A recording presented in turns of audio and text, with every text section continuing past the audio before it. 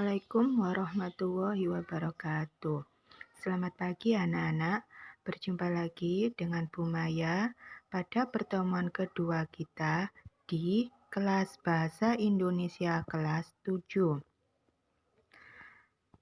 Selanjutnya, materi yang kita bahas adalah kembali kita pada materi pertama, yaitu tentang teks deskripsi.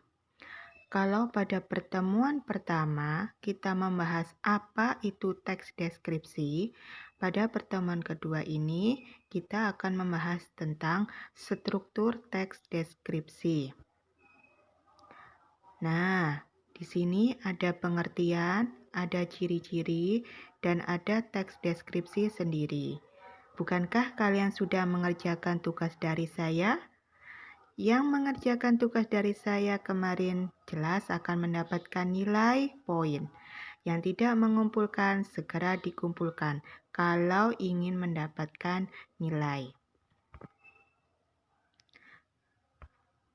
Teks deskripsi kita mengulang pada materi yang pertama, yaitu teks yang menggambarkan secara jelas objek, tempat, atau peristiwa yang sedang menjadi topik kepada pembaca.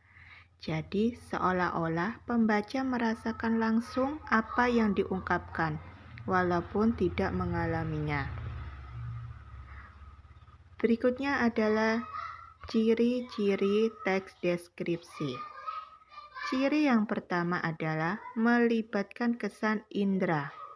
Indera di sini bisa digunakan seperti indera penglihatan, indera pendengaran, indera perabaan, indera perasa. Jadi, semua indera kalian bisa dilibatkan secara langsung untuk mendapatkan gambaran objek yang jelas. Ciri yang kedua yaitu menggambarkan atau melukiskan sesuatu. Yang namanya deskripsi itu tentu menggambar, melukiskan, menjelaskan agar kita tahu, agar kita paham apa yang disampaikan oleh penulis tentang objek yang dideskripsikan. Ciri yang ketiga, menjelaskan ciri objeknya secara terperinci, mulai dari deskripsi umumnya sampai deskripsi bagian. Ciri yang keempat yaitu membuat pembaca atau pendengar merasakan sendiri. Meskipun pembaca atau pendengar tidak melihat langsung objek yang kita deskripsikan, namun dengan menggunakan keempat ciri tadi, seolah-olah pembaca atau pendengar bisa merasakan sendiri. Ciri yang kelima yaitu bahasa baku dan ilmiah. Ini yang namanya tata bahasa. Nanti ada pembahasannya sendiri. Berikutnya adalah jenis-jenis teks deskripsi. Jenisnya dibagi menjadi dua. Yang pertama yaitu teks deskripsi eksplanatori. Apakah teks deskripsi eksplanatori itu? Yaitu teks deskripsi yang berdasarkan fakta yang dilihat langsung oleh penulis. Jadi, penulis tersebut terlibat langsung di dalam pembuatan teks deskripsi ini. Teks deskripsi yang kedua yaitu sugesti. Apakah teks deskripsi sugesti itu? Yaitu teks deskripsi yang bersifat benda, tempat, waktu, dan orang. Selanjutnya yaitu informasi penting dalam teks deskripsi. Jadi, di dalam teks deskripsi harus memuat informasi yang bersifat penting. Di sini ada 3 poin di dalam informasi penting dalam teks deskripsi. Yang pertama, membaca keseluruhan teks deskripsi. Yang kedua, memahami isi teks deskripsi. Yang ketiga, menemukan ide pokok setiap paragraf dalam teks deskripsi.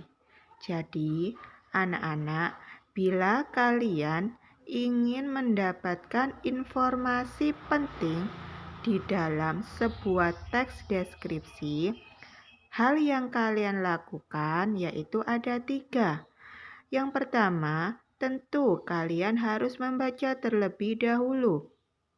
Yang kedua, setelah dibaca, kalian harus memahami apa sih isi dari teks deskripsi yang telah kalian baca. Yang ketiga, kalian menemukan ide pokoknya di dalam setiap paragraf. Ingat, ide pokok di dalam setiap paragraf ada ide pokok di awal dan ada ide pokok di akhir. Masing-masing ide pokok inilah nanti akan memuat informasi penting dalam teks deskripsi. Selanjutnya yaitu struktur dan kebahasaan teks deskripsi. Kita bahas strukturnya terlebih dahulu. Di sini struktur teks deskripsi terdiri dari 2. Yang pertama yaitu deskripsi umum. Paragraf pertama yang menjelaskan tentang identitas objek yang dideskripsikan. Jadi, struktur teks deskripsi yang pertama yaitu adalah deskripsi umum. Tempatnya deskripsi umum ini ada di paragraf pertama, yang isinya menjelaskan semua tentang identitas objek yang kalian deskripsikan. Selanjutnya, yang kedua, yaitu deskripsi bagian. Nah, di dalam deskripsi bagian ini berisi tentang gambaran-gambaran yang jelas mengenai objek yang dideskripsikan. Jadi, setelah kalian mengidentifikasi identitasnya, setelah itu bagian dari identitas itulah yang namanya deskripsi bagian. Sebagai contoh, bisa kalian lihat di buku LKS kalian. Nah, contohnya seperti ini. Deskripsi umum atau identifikasi. Yang pertama yaitu teks deskripsi benda atau objek yang dibahas di sini adalah tenun songket Palembang. Nah, yang pertama tentu apa sih tenun songket Palembang itu? Dan berasal dari manakah tenun tersebut? Semua itu dijelaskan ada di deskripsi umum. Setelah itu, baru kita ke deskripsi bagian. Bagian-bagian dari tenun songket Palembang, mulai dari bahan baku, kualitas, motif, itu termasuk deskripsi bagian. Lebih jelasnya, untuk contoh, bisa kalian lihat di buku paket atau di LKS yang sudah kalian pegang. Untuk selanjutnya, yaitu menyampaikan isi deskripsi yang telah dibaca atau didengar. Di sini, sifatnya secara tertulis, ada juga sifatnya secara lisan. Di sini ada sebuah objek, yaitu tanaman tomat. Nah, bagaimana mendeskripsikan tomat ini? Tentu ada 2 cara, yaitu secara lisan dan secara tulis.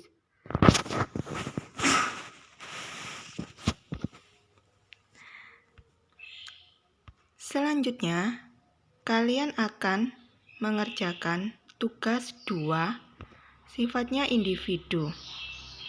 Yang pertama, silakan kalian buka LKS halaman 10 latihan siswa dengan judul bacaan Gili Trawangan.